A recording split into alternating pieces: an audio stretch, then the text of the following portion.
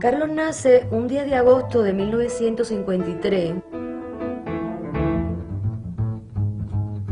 Mi padre trabajaba en la imprenta y mi mamá trabajaba en el juzgado. Éramos una familia, yo diría, de clase media tirando abajo. Triunfa la revolución y ya se comentaba pues algo así, esa especie de bola que corrió en Cuba, que el comunismo iba a quitarle a los hijos a los padres, ¿no? Y yo creo que mi mamá se impresionó mucho con ese asunto y comienza a planificar esa ida de nosotros para Miami. Eran todos procesos muy dramáticos desde que salimos en abril hasta que llegamos acá en agosto, creo que fue más o menos que llegamos a Puerto Rico. Y ya después pues vamos entonces al colegio San Vicente de Paúl, que nos dan unas becas, y ahí a Carlos lo ponen en la American Military Academy. Es un periodo muy intenso, yo creo que en la vida de Carlos, porque él está leyendo muchísimo casi todos los libros que yo llevo a casa, novelas, Germán Hesse, Vargas Llosa, El Manifiesto Comunista. Y Carlos ahí ya no quiere estar en esa academia militar y se va a la Margarita Janer, que es la Escuela Pública Superior de Guaynabo. Yo siempre he dicho que Carlos era el más brillante y el más capaz de todos nosotros. Era la persona de todos nosotros que mayor preparación política tenía. Expresaba sus verdaderas convicciones y sus verdaderas creencias y la daba con una franqueza de tal magnitud que impactaba. Yo vivo en Puerto Rico, yo tengo un hijo puertorriqueño y mi esposa es puertorriqueña, ¿no? Y no tengo ningún problema emocional, ni psicológico, ni cultural con que mi hijo sea puertorriqueño, ¿no? Y yo no creo que tampoco debamos juzgar tampoco a los trabajadores norteamericanos, ¿no? Que porque su hijo sea norteamericano, porque yo, claro, que eso forma parte de un proceso político, ¿no? Me identifico con los trabajadores puertorriqueños, me identifico con los trabajadores norteamericanos. No había un momento de los años en que yo conocí a Carlos, que Carlos no estuviese involucrado en alguna tarea de beneficio para un sector de nuestro pueblo, ya sea en la lucha estudiantil, ya fuera en la lucha sindical u obrera, ya fuera en los rescates de tierra que participó con nosotros también, o ya fuera en su comunidad.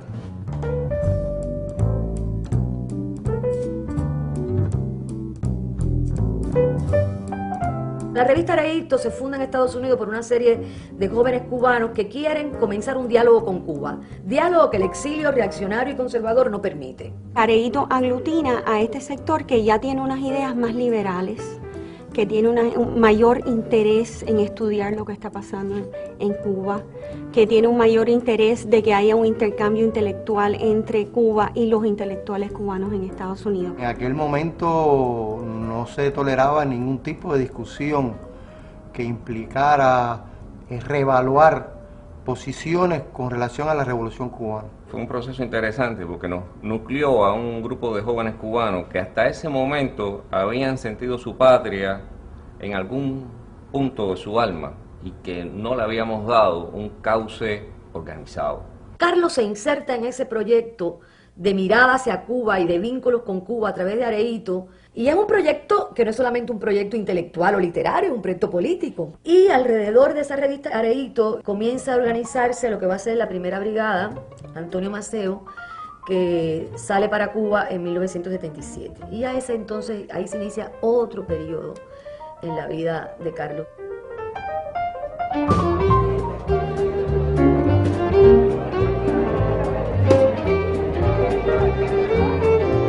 La brigada Antonio Maceo, el primer contingente, fue el primer grupo de cubanos que regresó a Cuba como grupo de cubanos del exilio. Ellos habían sido sacados de Cuba, la mayoría de ellos por sus padres, con niños, ¿no? Eran niños de 4 o 5 años, qué sé yo, y no conocían Cuba. El problema era ese, ellos no sabían lo que habían, les habían demonizado todo ese origen de ellos ahí. Y entonces ellos deciden, en un acto de hermosa rebeldía, ¿verdad?, agruparse y viajar a Cuba y ver lo que está pasando y ver por sí mismos y no exactamente lo que le contaban sus mayores. La visita de la brigada a Cuba, y siendo también un grupo tan joven, tuvo un impacto positivo en Cuba para que en Cuba aceptaran que se empezara a ver con buenos ojos el regreso de personas de la comunidad cubana fuera de Cuba.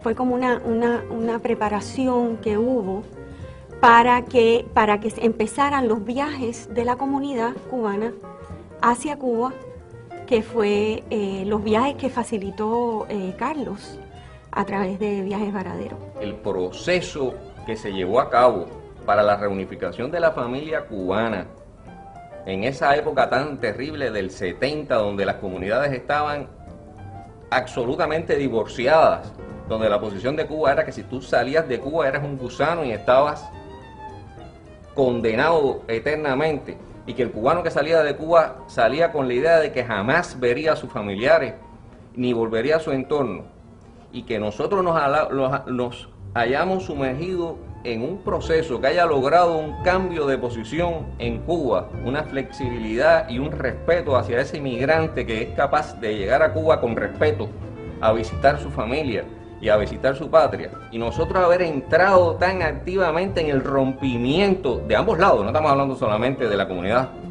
cubana en el exterior, de haber ayudado y forzado en cierto modo un cambio de perspectiva por parte de las autoridades cubanas que permitiera la flexibilidad y el encuentro. Es un logro extraordinario. Y dentro de ese contexto hay que poner a Viajes Varadero. Y así fue como se produce el primer viaje a Cuba de cubanos en el exterior, específicamente de Puerto Rico, el 21 de diciembre de 1978, que nosotros entendemos que ese viaje fue, si no fue el primero, fue el segundo o el tercer viaje de cubanos que residían fuera de Cuba, que llegó a Cuba por primera vez.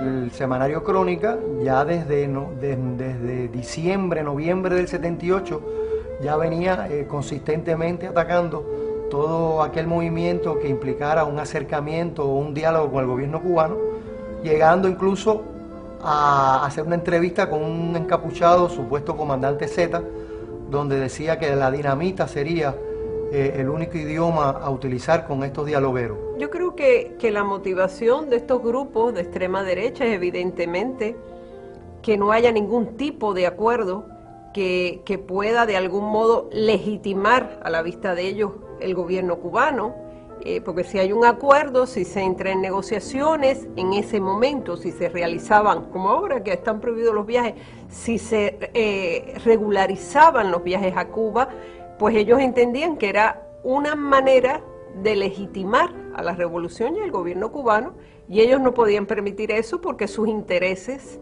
económicos y políticos y de todo tipo estaban en otra parte, ¿no? Estaban en el derrocamiento violento, que era lo que ellos querían en Cuba.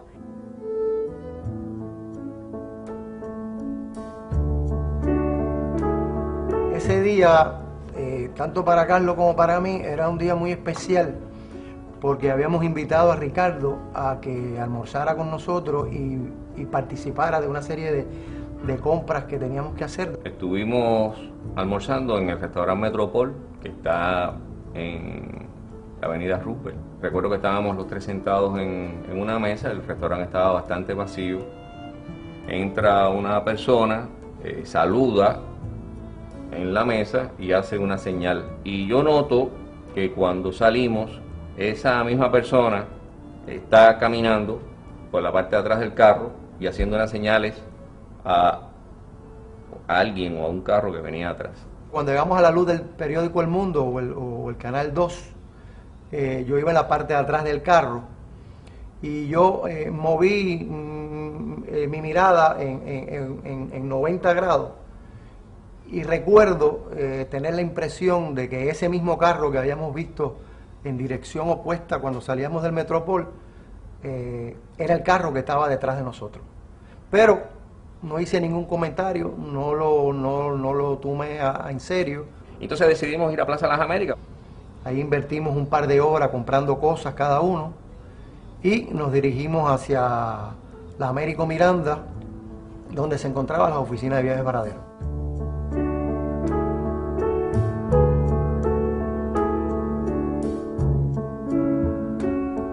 De ahí Ricardo y yo seguimos para nuestra casa, que vivíamos en el mismo edificio. Sonó el teléfono, era la mamá de Carlos diciendo que había sucedido un tiroteo y que parece que habían herido a Carlos.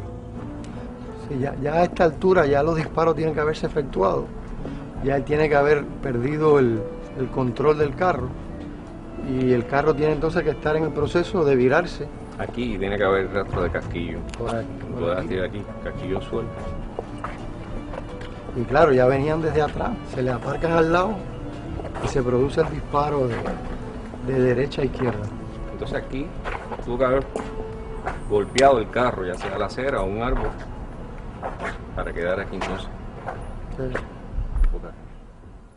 Cuando yo llego allí, mi mamá sale al balcón y me dice, Miriam, no entre. Hay un carro parecido al de Carlos, allí volcado y tiroteado. Y claro, cuando me acerco, me doy cuenta que es el carro de Carlos. Que hay sangre por todos lados, una escena horrible, ya el cuerpo de Carlos no está ahí. Me quedo en shock.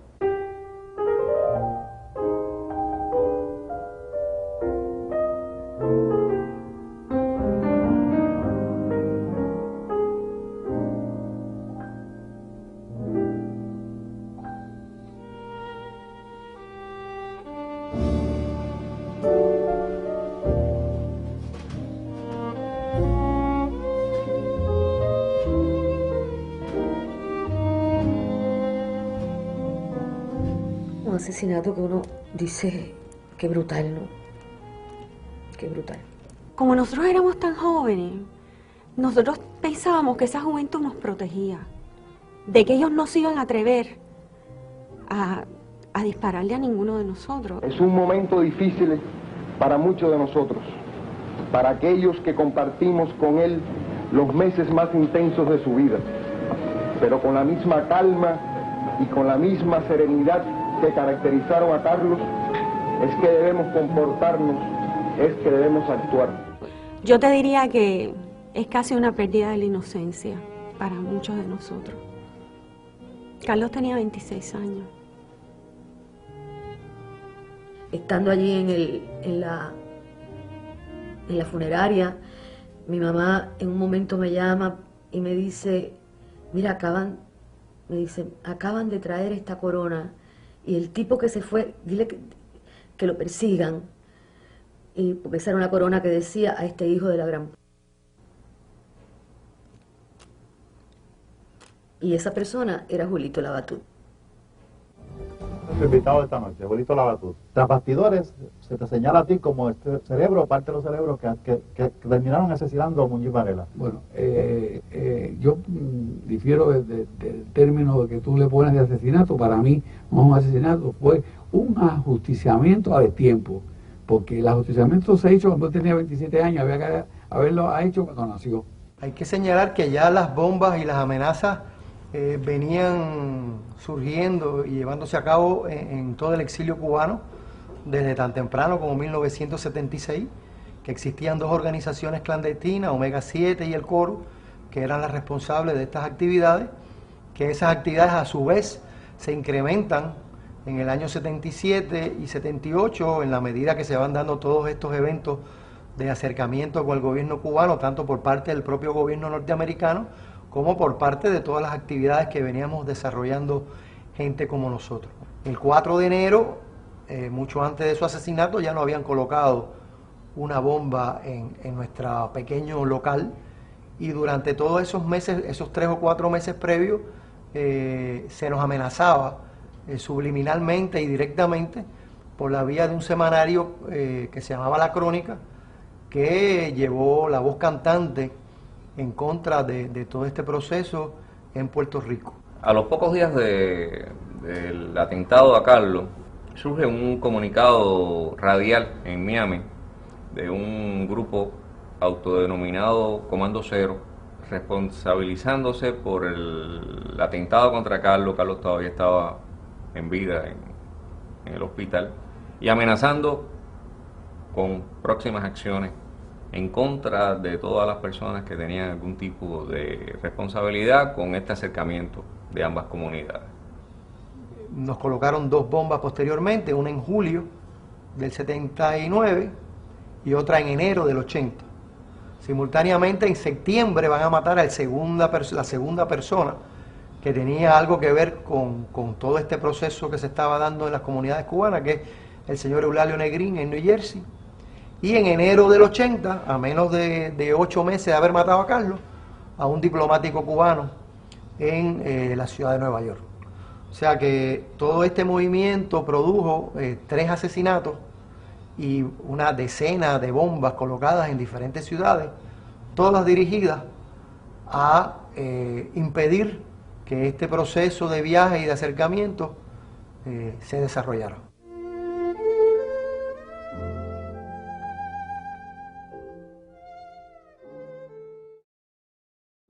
Para 1978 y 79, en Puerto Rico, la Agencia de Seguridad, especialmente la Policía de Puerto Rico, venía por espacio de aproximadamente 30 y pico de años, llevando a cabo unas actividades de vigilancia y persecución contra el movimiento independentista, los movimientos socialistas, los aliados del gobierno cubano de Fidel Castro, ya que el gobierno promovía, y las agencias federales promovían, que se violara la ley para perseguir los independentistas y los disidentes. Esta gente dejó de hacerlo para beneficio de una política del Estado y empezó a hacerlo para su propio beneficio. Tenían unos contratistas, o sea, una gente que los contrataba para hacer este tipo de fechorías, con unos vínculos bien cercanos. Uno de esos grupos eran los que se llamaban los Amigos de la Democracia. Es importante también recalcar que existía una estrecha vinculación entre ese sector de la derecha cubana con lo que se conocía como el Escuadrón de la Muerte de la Policía, o la Ganga de los Niños de Sangre Azul de Alejo Maldonado. A nivel de que, por ejemplo, cuando Alejo Maldonado es arrestado por todos los delitos de los cuales fue acusado, la persona que prestó la fianza de casi $300,000 fue Julito Labatut. Inmediatamente que esa información salió, ya nosotros nos dimos cuenta, número uno, que la magnitud de las redes de penetración que los mafiosos terroristas tenían en la policía de Puerto Rico era a los niveles más elevados.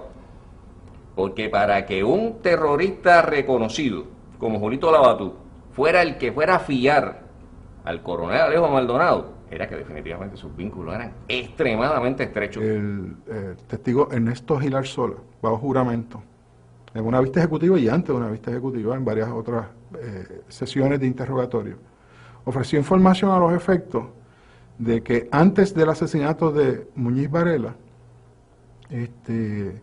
aparentemente había habido una contratación con Alejo Maldonado y este grupo de defensores de la democracia, Amigos de la Democracia, que era un grupo compuesto en su gran mayoría por exilados cubanos de derecha.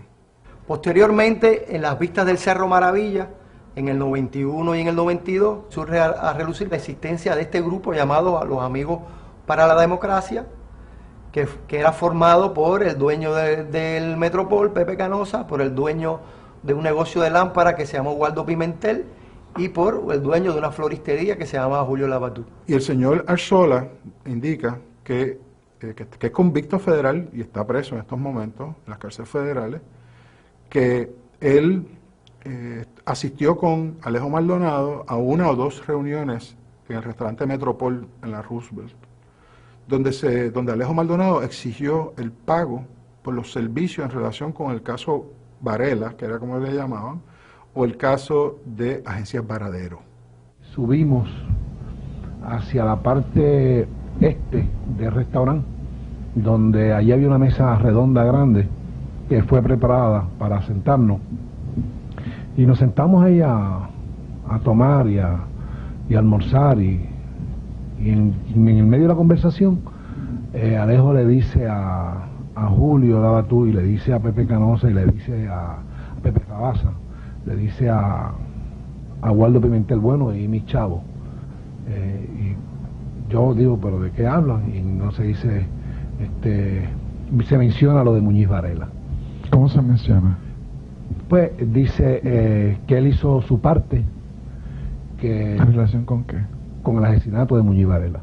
Después de eso, él informa también de que él fue a cobrar unos dineros en relación con este caso, que recibió unos sobres con dinero en efectivo de, por ejemplo, Waldo Pimentel. Por 2 ocasiones él me dio sobre para Alejo. Y él me decía, dile a Alejo, a Cuquito, que era el apodo que le tenía los amigos de la democracia, le decían a Alejo Cuquito. Y me dijo, llévale esto a Cuquito. Y dile a Cuquito que esto es de Varadero. Y otra vez me dijo de Muñiz Varela. O sea, en varias ocasiones, yo sabía que era dinero de Alejo Maldonado. Y yo mismo personalmente se los di. Alejo Maldonado. Sí, señor. Hay una entrevista importante con el periodista Tato Ramos y el periodista Tomás Estela en marzo del 84 en un apartamento en Bayamón con los ex policías ya acusados por asesinato y corrupción, Ernesto Gil Arzola y el conocido Negro Andrade, que era el jefe de la división de arrestos especiales. Y en esa reunión ellos ya empiezan a hablar de la existencia de un grupo de exiliados cubanos que tenían relación con ellos en sus actividades delictivas y además que tenían algo que ver con el asesinato de Carlos Muñiz Varela. Vincularon con los hechos, con el asesinato de Carlos Muñiz Varela, vincularon a Julito Labatut como la persona que ellos llamaban más bien el autor intelectual de los hechos, y vincularon en grados distintos a Alejo Maldonado. Recuerdo bien que una de estas personas, quizás la más prominente de estos policías corruptos, me dijo en una ocasión, esto fue un trabajo que le hizo Alejo a Julito Labatut. A raíz del descubrimiento de las famosas carpetas de la División de Inteligencia y el desmantelamiento de la División de Inteligencia de la Policía en 1987, descubrimos una serie de documentos que esa división tenía sobre nosotros. Y para nuestro asombro y sorpresa, hay un memo de unas 5 páginas escrito por la propia División de Inteligencia de la Policía de Puerto Rico, donde certifica que 4 días antes que los maten, la División de Inteligencia tenía más de un agente monitoreando los pasos de Carlos Muñiz Varela, las amistades, los sitios que frecuentaba. Recientemente, en junio de este año, para nuestra sorpresa, se desclasifican unos documentos sobre Carlos, uno de fecha 2 de mayo de 1979, al día siguiente de haber enterrado a Carlos, donde el FBI indica con nombres tachados que es una fuente de la policía de Miami, señala a una persona tachada como la persona responsable del asesinato de Carlos.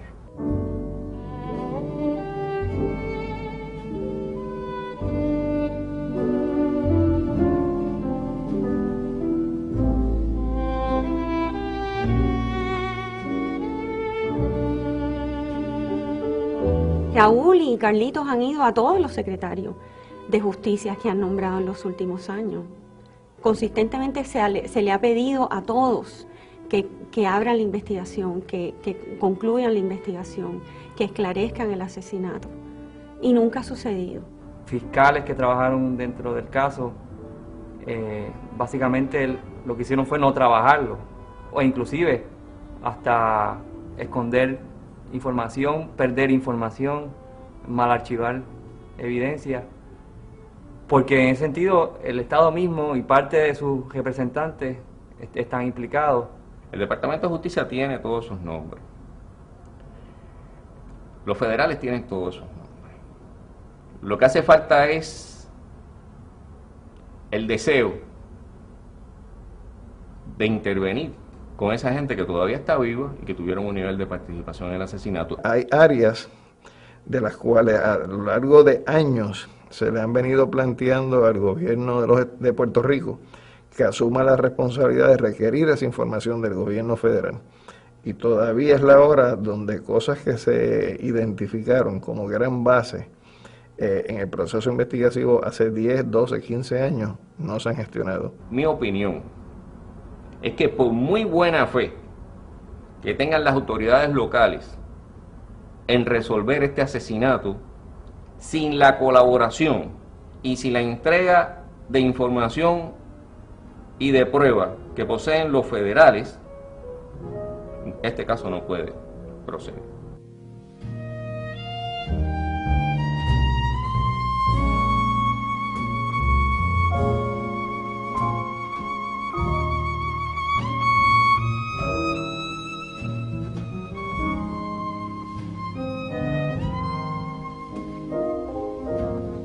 El caso de Muñiz Varela, que no ha sido resuelto, debe ser una prioridad porque pone en duda la legitimidad de nuestro sistema de justicia criminal. Si tú reclamas, si tú pides, tú dices, mira, te doy hasta las pruebas y jamás me vas a procesar a los culpables, pues llega el momento en que los seres comunes y corrientes pierden la confianza en las instituciones que supuestamente están ahí para regular ese orden social. Y un poco el Estado está como, en ese sentido, dejando al olvido esto que pasó, y para mí es dejar la puerta abierta a que esto pueda volver a suceder.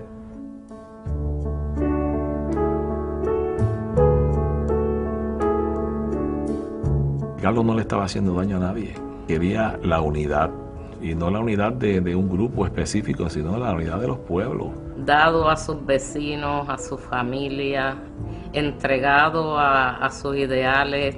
Y era un ejemplo a seguir, dedicado completamente